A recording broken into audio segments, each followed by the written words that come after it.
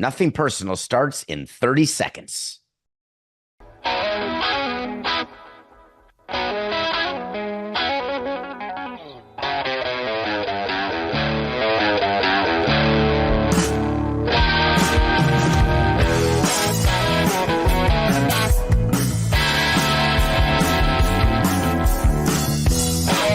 It's just business.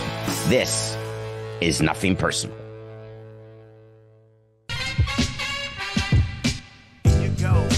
Here you go.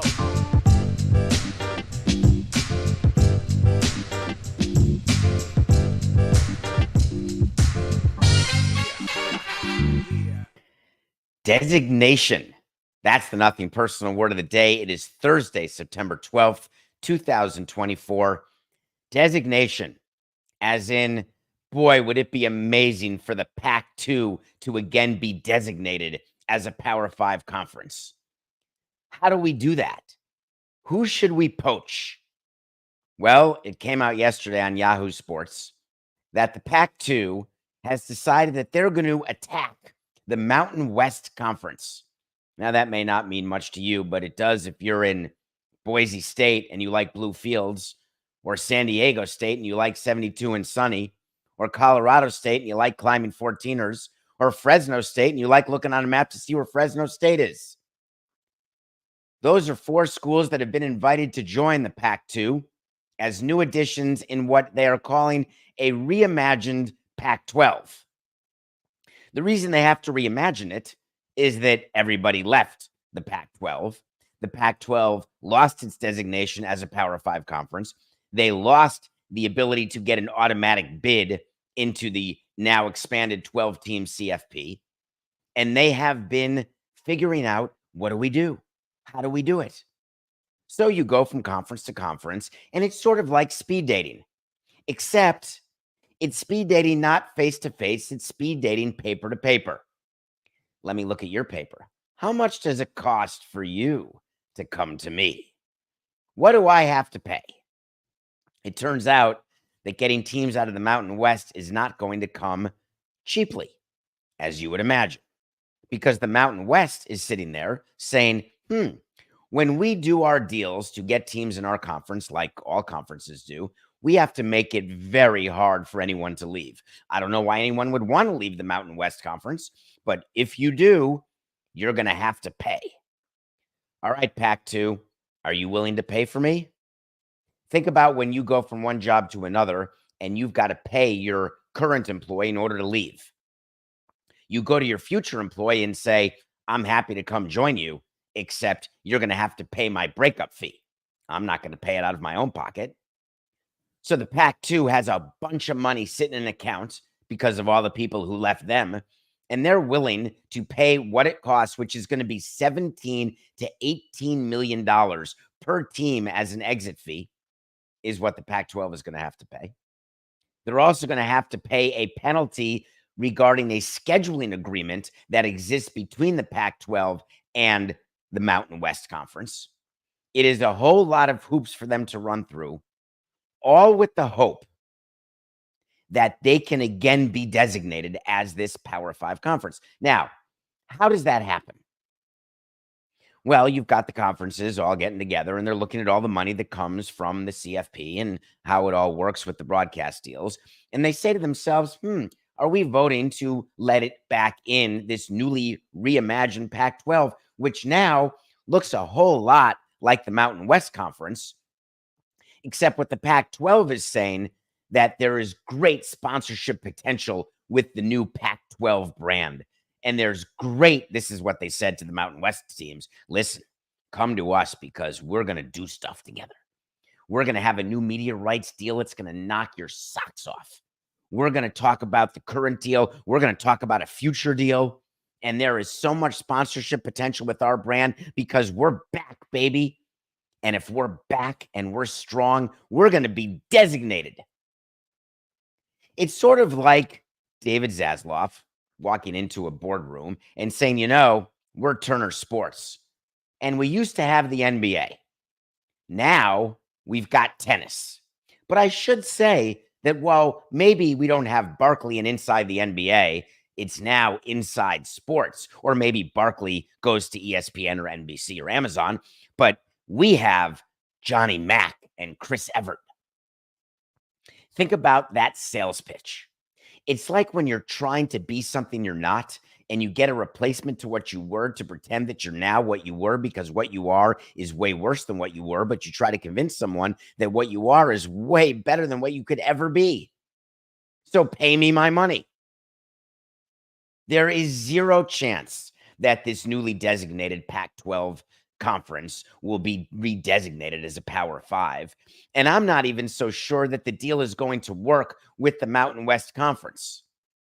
The commissioner of the Mountain West Conference is someone named Gloria Nevarez. She's feeling chippy. And the reason she's feeling chippy is that she's being fleeced and she knows that there's nothing she can do. So she decided, I'm going to put out a statement. Got together with the presidents of the existing Mountain West teams and said, what do we want to say? What message do we want to get across? Which, of course, is the first thing you do when you're releasing a statement. It's got to be for a reason. So she said, the Mountain West Conference is aware of media reports regarding the potential departure of several of our members, and we will have more to say in the days ahead. It's such horse hockey. What a terrible start to a statement.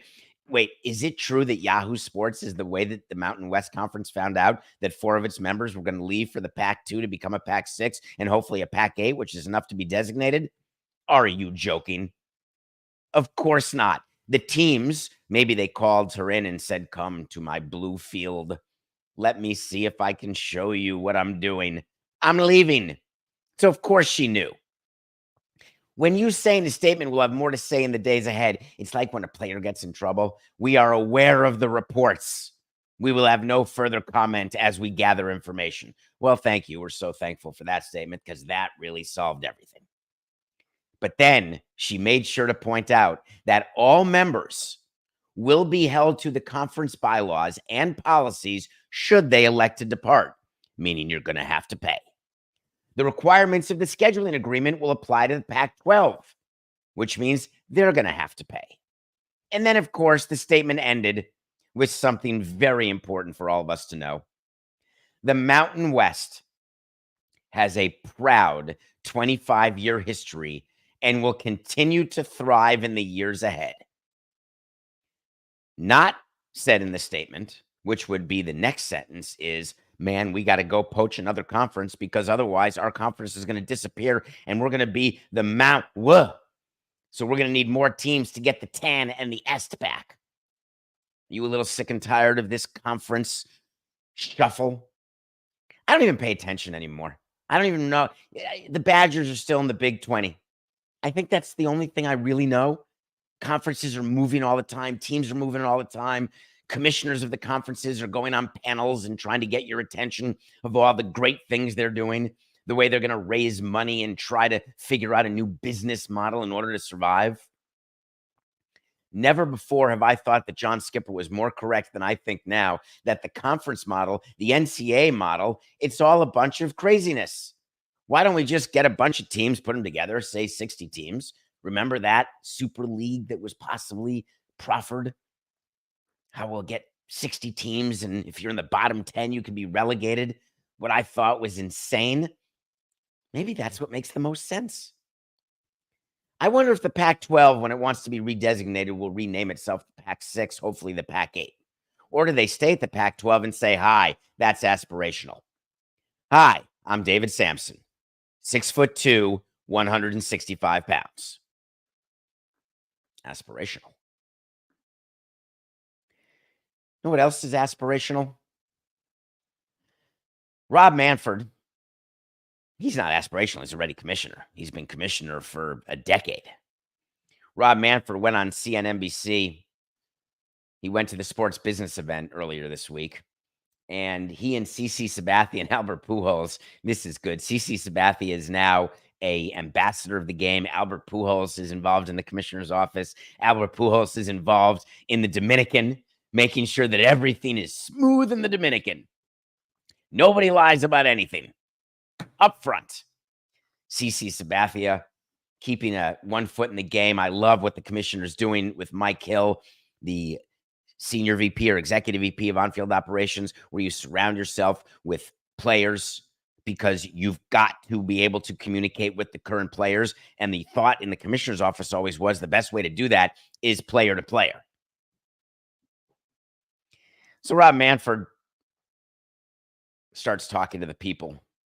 And I started thinking the process by which Rob always goes through his media requests. He's surrounded by a bunch of very smart media people, whether it's Glenn or Pat Courtney. And when you decide what you're going to do, there's always a document of here is the goal. It's sort of like when you're doing a statement, what it's supposed to be. Here's why we're going to have you do this. Here's what we're going to have you say. And here's why we're going to have you say it. If you would please stick to the script, that would be amazing. So Rob went to this event to make a statement that he is hoping, and baseball is hoping, that the judge in the Diamond bankruptcy, the Chapter 11 reorg that we have covered on this show, is paying attention. We are at a critical time in the reorganization of Diamond. Diamond Sports Group has announced a bunch of different deals that they're doing, trying to reorg. They've announced a deal with the NBA. They've announced a deal with the NHL. They've announced a deal with distributors. They've announced which teams they're going to keep, which teams they're not, all of which has been framing what a company would look like out of Chapter 11. And that's what the judge is for. Let me see what you're doing. Let me see what the company is going to look like, and then I will decide if that is sufficient to get you out of Chapter 11. MLB has been very, very adamant that they do not want Diamond to survive. They can't outright say that in any court filings or even in any events that Rob goes to. But if you read between the lines of the statements he made about where he views baseball as becoming more national than regional, baseball changing the mentality, understanding the viewing habits of the people, the audience, the fans, responding to the needs of the customer. As you know, that's what we're all about. We're all about the fans. We're all about the customers. The customers are upset about blackouts. MLB's known the customers don't like blackouts. They haven't liked it for 2.5 decades that I've been around in baseball, around baseball. All of a sudden, baseball's having the epiphany. Now we can get rid of the blackouts. What a perfect opportunity. The reason why MLB can get rid of the blackouts is because the RSN deals, which require the definition of home territories and no encroachment in those home territories, in order for the RSNs to give teams all the money that they were getting in order for them to give to players to try to win, blackouts were required. If there are no more regional sports networks, if there are no more territories, of course, there's no more blackouts. But that's not all.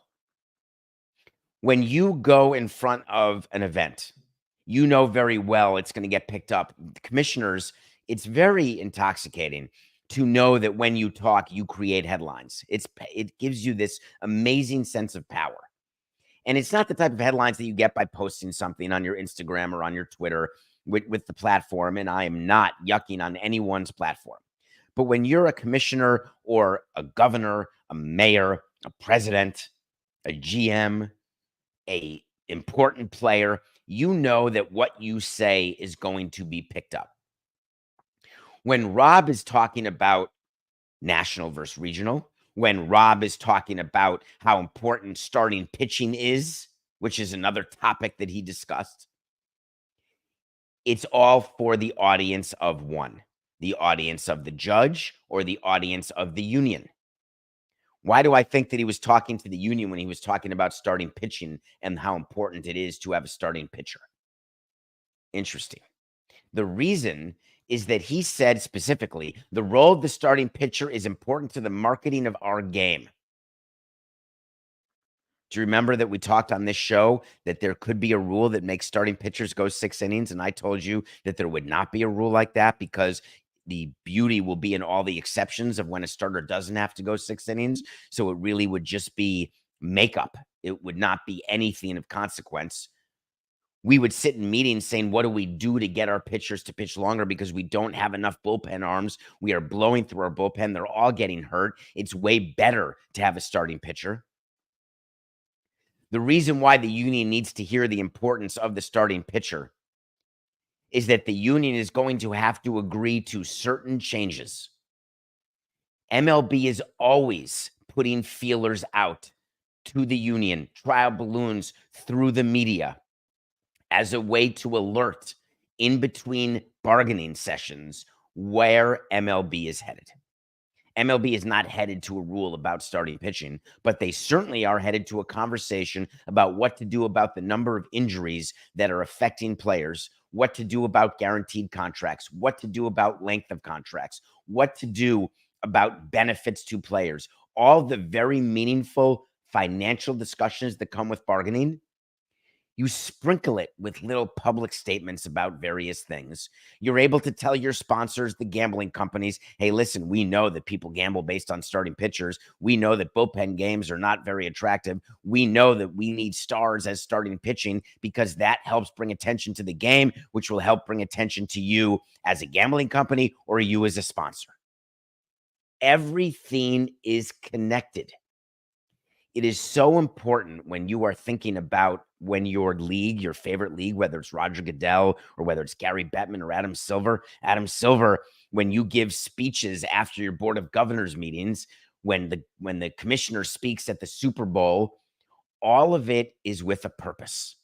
We've seen a lot going on this week with people with statements. I guess we do every week, which is how our show is almost 5 years old already. But it will never cease to amaze me the manipulation that everyone attempts with their platform. Luckily, you got nothing personal. Luckily, you've got a nothing personal pick of the day. Let's do nothing personal pick of the day presented by DraftKings. Stay tuned because you'll hear more about DraftKings and all it has to offer throughout the show. DraftKings, the crown is yours. We've got a pick for you that is based on a star starting pitcher. The Texas Rangers, the reigning World Series champions, are putting Kumar Rocker on the mound tonight to make his debut against the Seattle Mariners. The Rangers are plus 136 versus the Mariners. If you don't remember Kumar Rocker, are you not a Mets fan? Are you not a Scott Boras fan? You remember Kumar Rocker was drafted by the Mets and said, wait a minute, he's hurt. Scott Boras, the agent, the super agent Boras said, listen, hurt or not hurt, we're not giving you a physical until you sign the contract. And the Mets said, you know what? How about a discount? Scott Boras said, how about not? So Rocker goes back into the draft, unsigned. Mets lose him. They get to draft again the next year in the same position. Kumar Rocker eventually becomes a Ranger. Wait, he had shoulder surgery. Oh, yeah, he had Tommy John surgery. Who is right? Who is wrong? The fact of the matter is that Kumar Rocker is now in a rotation with two other starting pitching stars, Max Scherzer and Jacob deGrom. Jacob deGrom is going to be starting for the Rangers tomorrow night. They are doing exactly what I thought they would not do, which is get deGrom back on the mound more than once. I thought he'd start one game. By starting him on September 13th, they're obviously trying to get him more than one start to get him even more confidence going into next season. There should be a great concern with Jacob deGrom, his age, his injury history, the amount of money he's getting paid. Max Scherzer, another pitching superstar coming back from injury, rejoining the Rangers rotation too little, too late. There are so few starting pitching stars. Ronaldo Lopez, have you heard of him? He's hurt for the Braves. Do you remember Spencer Strider? Hurt for the Braves. How many times do number ones get hurt?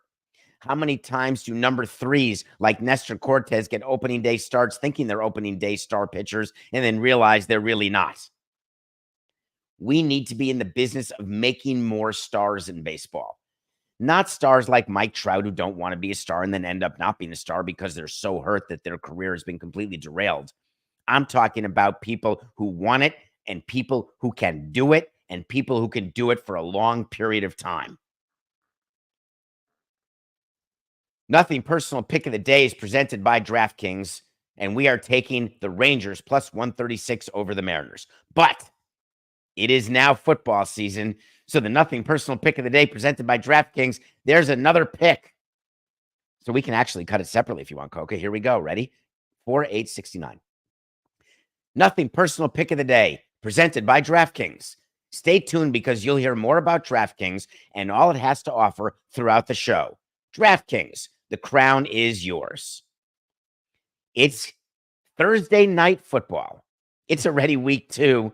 Week 1 just ended with the Monday night game with the Jets and the Niners. We're already starting week 2. The NFL's done it. They've made all the weeks go together. The Buffalo Bills have a huge AFC East showdown against the Miami Dolphins. There is no truth to the rumor that the Dolphins will be taking team buses to the ballpark. There is also no truth to the rumor that Josh Allen will not be able to play. There is great truth to the reality that the Buffalo Bills must go into Miami and win this game. The Bills are plus 114 on the money line, and that's our pick of the day. We're not taking the points. We're going for the victory. Do I think there's some letdown on the short turnaround for both the Bills and Dolphins coming off their week 1 victories? Both of the comeback variety? No. Do I think that it's hard for the teams to prepare on 2-3 days rest? Yes, I do. There is no advantage for either Buffalo or Miami when you've got a team of speed against a quarterback, Josh Allen, who wants people to know that he's better than Tua. I think that's what prevails. Look for Josh Allen to outplay Tua and for the Bills to beat the Dolphins. That's your Nothing Personal Pick of the Day presented by DraftKings. Now, don't put this in the DraftKings video, please, Coca, because our pick of the day yesterday was absolute crap. The pitcher for the Brewers. The game was over before I was able to get out my good and plenty. So we are 120 and 125 going into the aforementioned 2 picks. When we come back, we are going to review number 63 in my top 100. And then we're going to talk about something that's going on in the WNBA that has only become an issue because the WNBA would like to be something that it hasn't been since its inception. We'll discuss that and more right after the break.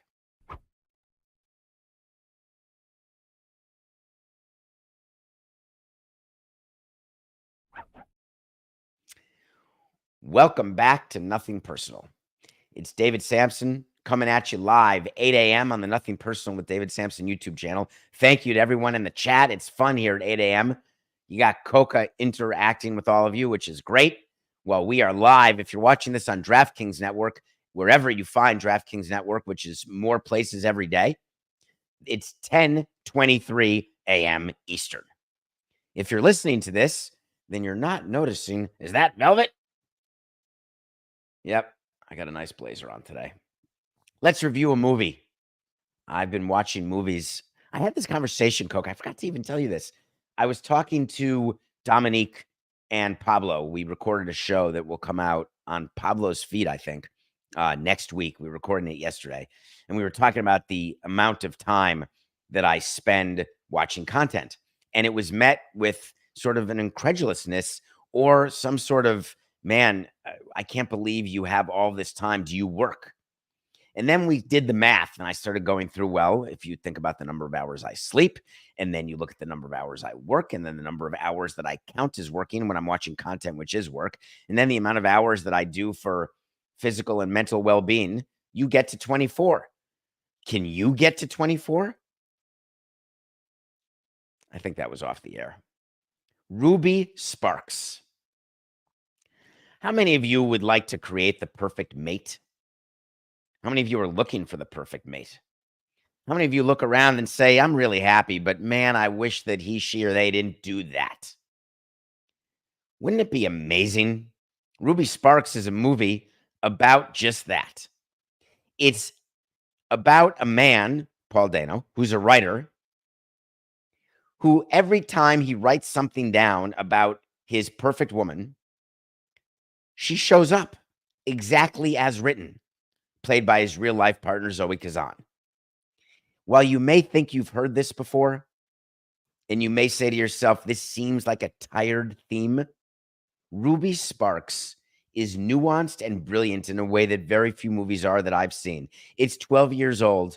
It has not fallen out of my top 100. It never will.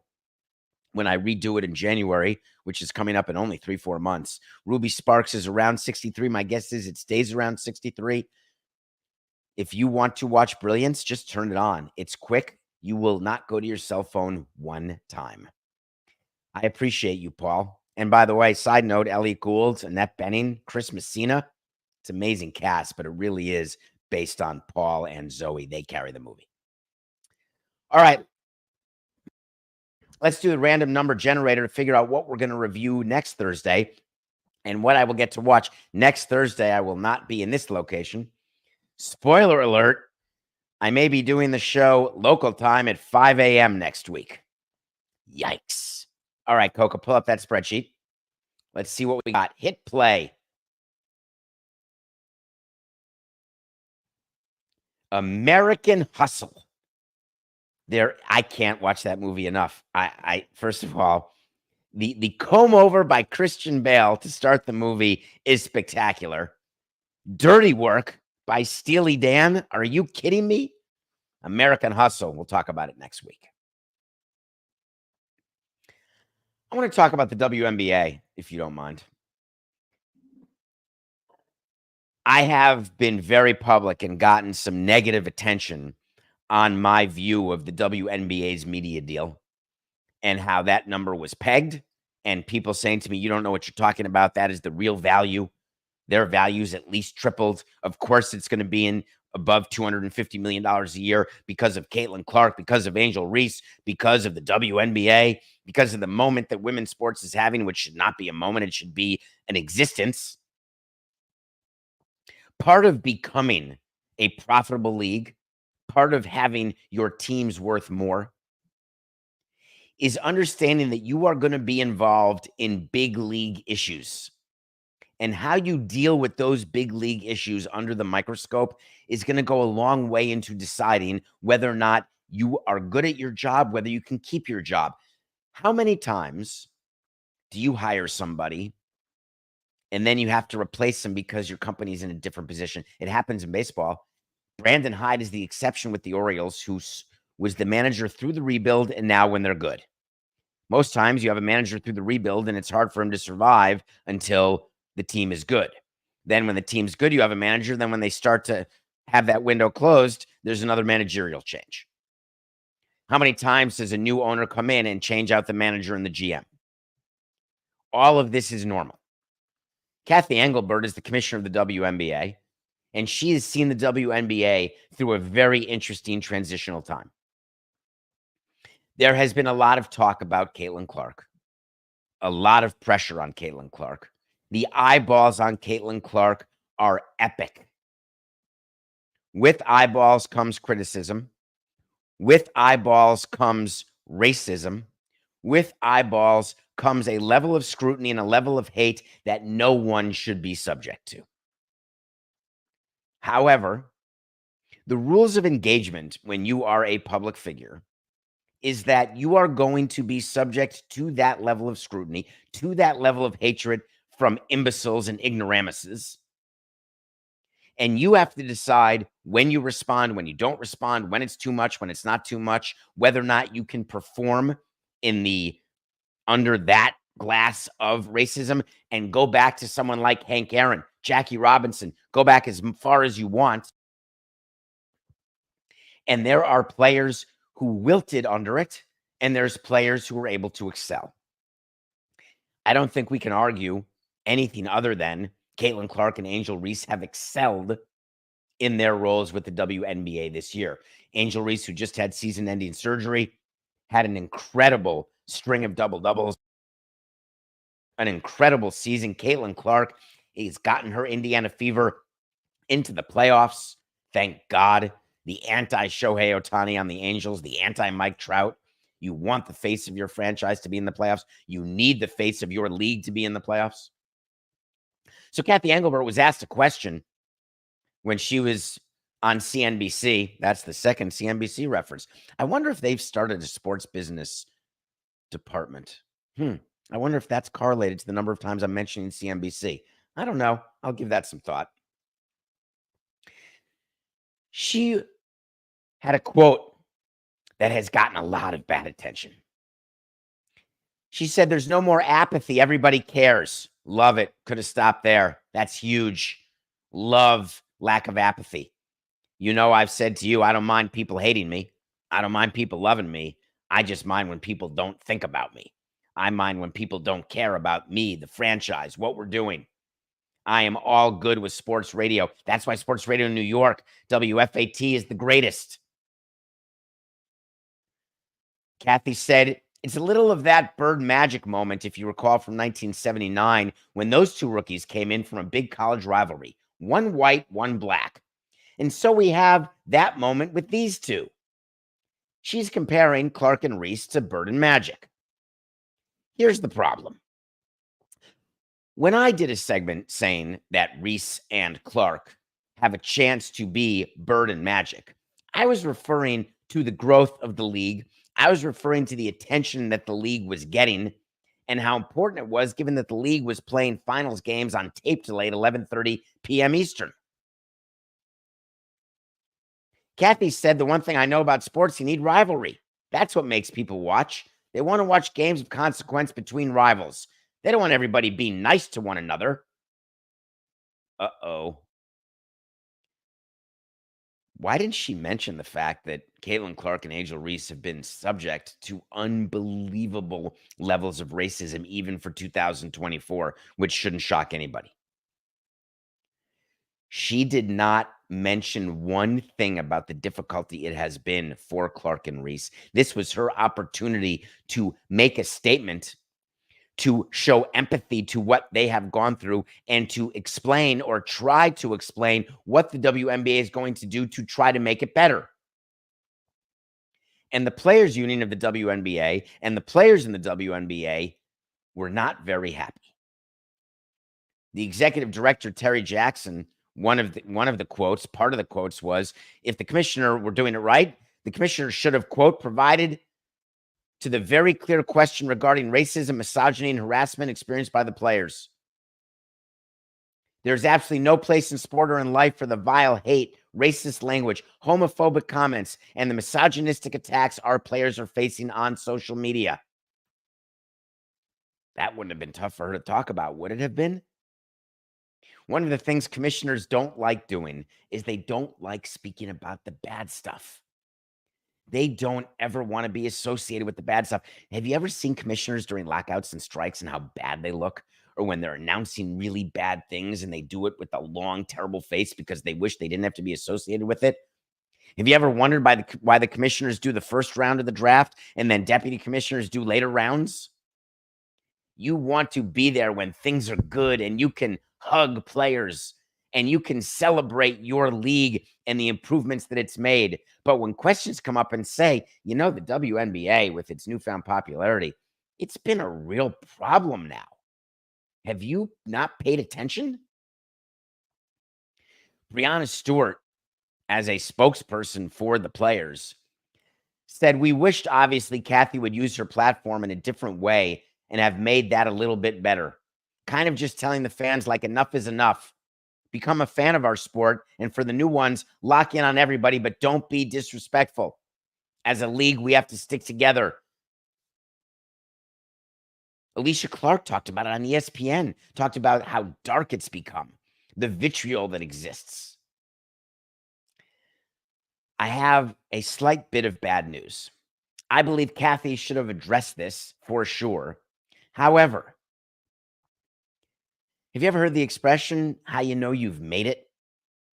And it's not based on all the love you get. It's actually based on all the hate you get. And I do not want to be a proponent of hate, because the kind of hate that I'm talking about is the competitive hate. I don't want to be the subject of anti-Semitism. I don't want to be the subject of short jokes. I want to be the subject of hate because of the job I've done that people think has been terrible. I want to be the subject of hate because people expect more out of me and want a better show, a better team. That's the type of hate is the only type of hate that I want, and it's the only type of hate that's acceptable, and it's the type of hate that I crave. People's hate meter has changed. And of course, you've got players and executives and commissioners who very quietly say, we got to look at the gambling situation. No, it's not the gambling situation. I think we ought to really look at the political situation. We ought to look at why it's okay to feel the hate, to feel the racism, the prejudice, the misogyny. Why is it that people do what's modeled for them? Why is it that people, when they're comfortable, do what they really think when they know they shouldn't be doing it, but hey, he's doing it, means I can do it? Take it down to the bottom level. When you go into a dirty bathroom and you have a paper towel that misses the garbage and there's crap all over the floor, you leave it on the floor. When you go into a pristine bathroom and you drop your paper towel because you missed the garbage can, you pick up your paper towel and you put it in the garbage can. Anecdotally, I would say that 99.69% of the people do exactly what I just described. You may be messy, you may be clean, you may have an instinct to pick up or not pick up, but you look at your surroundings and you look around and say, is this acceptable? Is anybody watching? Is anybody listening? Am I on Instagram Live? That seems to be what's happening now with the hate, the misogyny, and the racism as people feel emboldened. We can blame it on gambling. We can blame it on the internet. Nope. I'm blaming it on you. And I don't mean you or you or you. But guess what? Out of our entire audience, I know for a fact that there are racists and misogynists listening because I see what's in davidsamsonpodcast.com or on my DMs that are open to the public that I read. I don't get it. But if you're Cath Engelbert, you have to recognize the situation you're in. And the situation you're in is that your league is now getting this amount of attention. You got to address it head on. You have to have zero tolerance for what exists because you've got players listening. You've got a bigger fan base listening. Your platform is bigger than ever. Look for her to change the way that she talks now because she is now going to have to realize that it's a different day for the WNBA. Who's ready for the next stadium deal? Raise your hand if you're sure. Who's ready for the next relocation threat? Hell yeah. Bring it on. I love you, Josh Harris. And you know I love you, David Blitzer.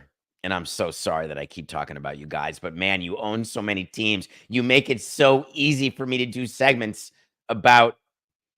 I wonder if I'm getting fewer and fewer friends as the years go by, Coca. I'd like to say that's just because I'm older, or maybe it's because of our show. Oh, well. I'm going to do this next little bit on mute so Josh and David don't hear it. Did you hear me say that? They're not moving to New Jersey. Camden, New Jersey can say all they want about wanting the Sixers to be in Camden, New Jersey. It's sort of like people in Kansas saying, hey, we'll take the Royals and the Chiefs. If you're Josh Harris and David Blitzer, you don't want to say that you're threatening relocation. You want the other place to say, we want you. It's the new play in the playbook. It's the we want public financing playbook. Forget me? What? Of course, I'm not threatening relocation. I love you, Philadelphia. I would never do that in a million years. Hold on. I'm getting a call. Hi. No, you've got to say it. Please, just come out and say it. What do you care? No one's going to not vote you. You're okay. Just say very cleanly that we would like to have the Sixers and we will give them more public money than they realize to relocate to Camden. No, don't mention that we're going to change our name to the Camden 76ers. We're not going to do that. All right. Pretty good, right?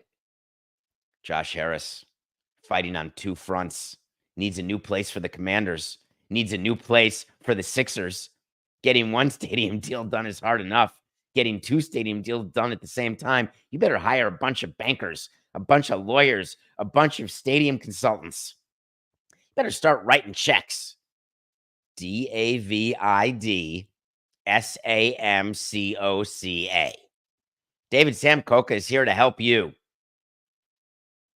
You know the Sixers have been requesting this new deal from Philadelphia, and you know that there's all sorts of problems. The Philadelphia people in the Philly neighborhood are despondent beyond repair. They do not want the changes that are coming. And then, out of nowhere, a source went to the Philadelphia Inquirer, and this would not be a source from the 76ers, I promise you that. A source went to the Philadelphia Inquirer and said, "Excuse me, I got a good one for you." The negotiation that's going on between the Sixers and Philly, the Sixers have asked for a provision in the agreement that would allow the Sixers to get local taxpayer backing in the future in the event that the city of Philadelphia subsidizes a different Philadelphia facility. Wow.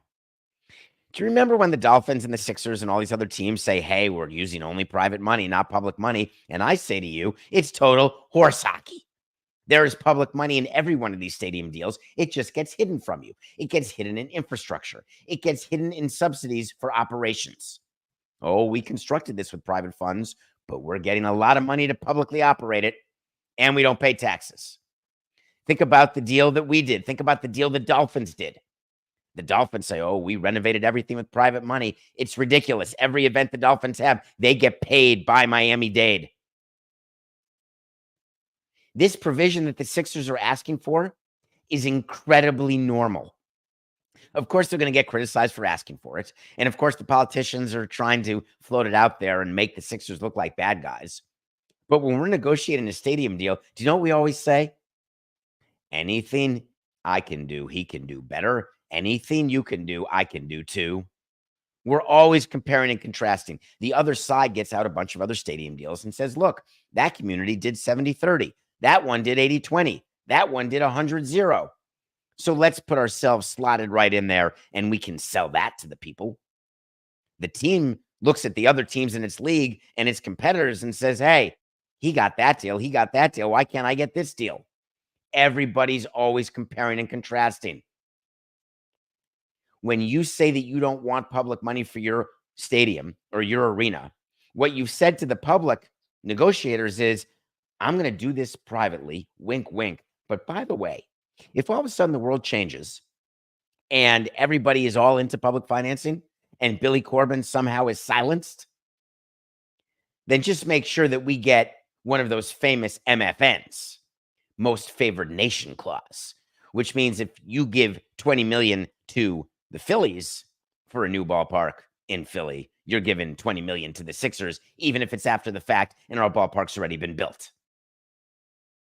It would allow the Sixers to retroactively get this same subsidy that any other owner got in the community. Meanwhile, the community is saying, no, that doesn't sound right. And then the Sixers are saying, does Camden sound right? What is the fear for the public entity to say that we will not do for you what we do for the next guy?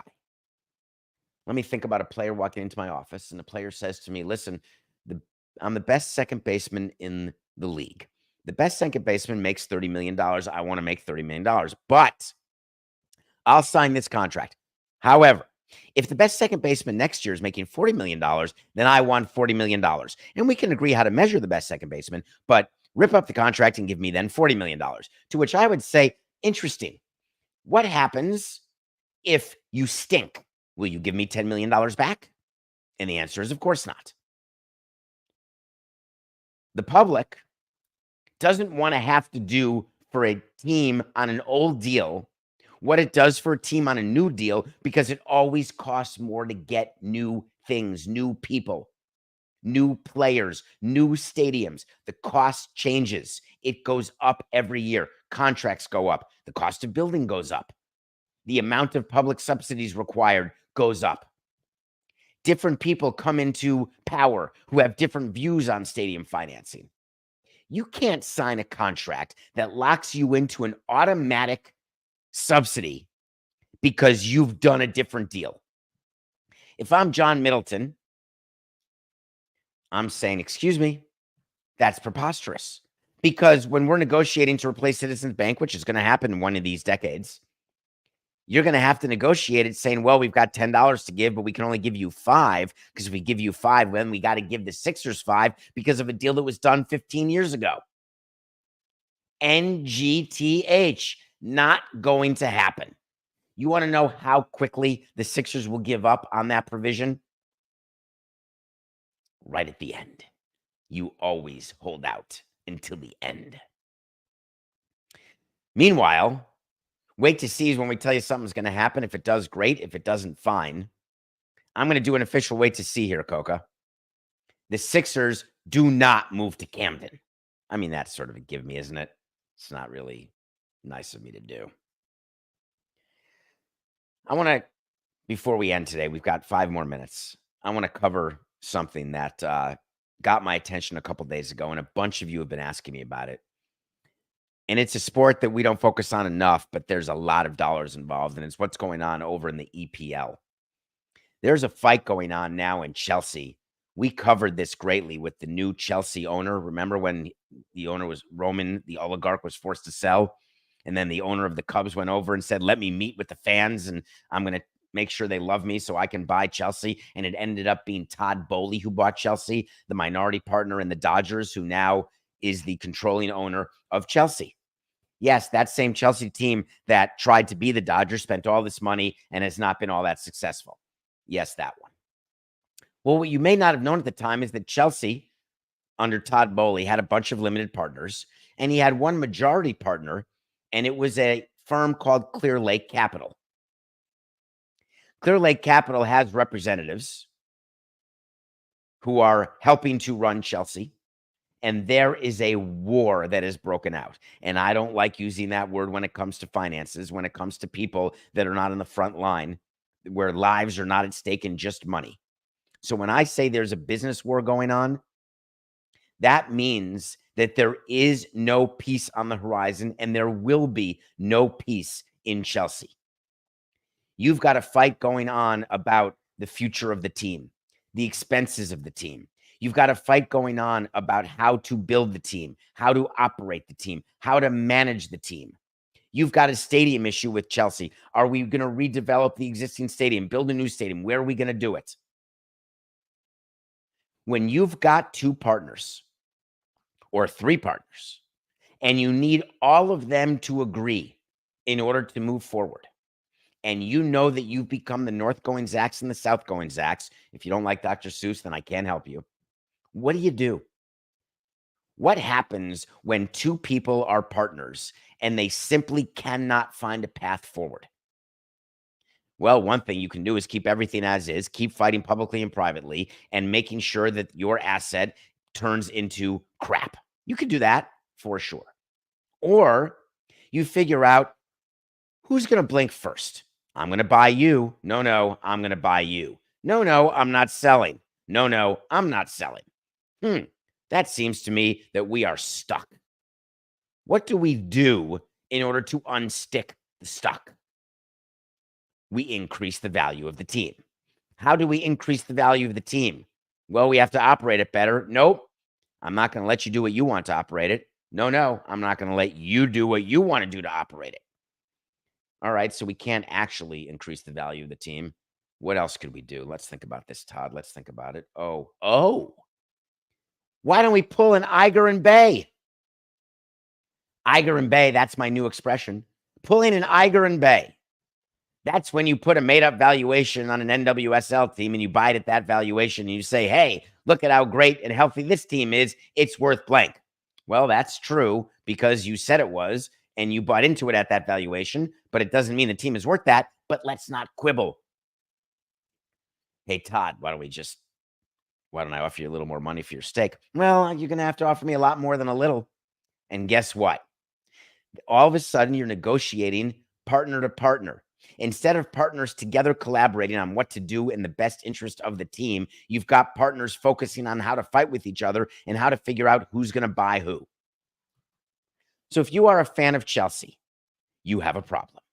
If you are a fan of Chelsea's competitors, you can start doing the Snoopy dance right now, because the distraction that's going on in the boardroom at Chelsea is going to put that team even further into the crapper. And as they continue to navigate these shark-infested waters, as an American goes over to the EPL pretending that they know the history and how to run it and bring their American business principles over, and then realize, wow, it's a real different ball game here. My old tricks aren't working. At some point, you are going to have an epiphany.